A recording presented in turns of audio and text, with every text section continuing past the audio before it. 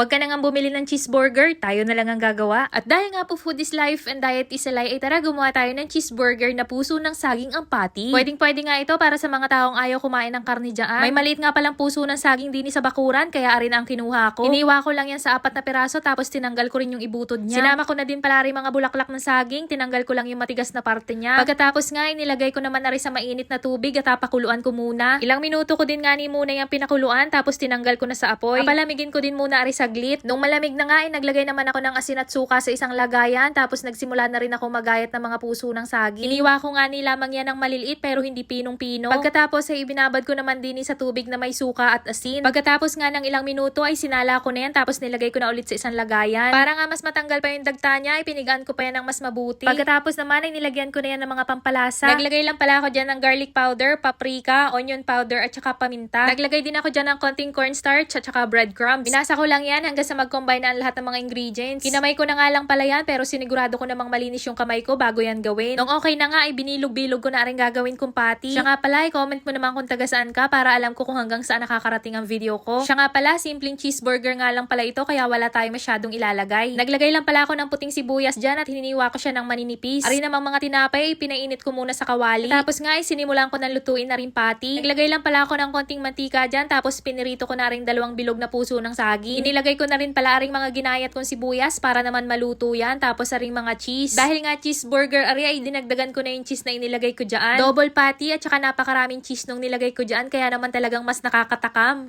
Abay hamus, kain na po tayo!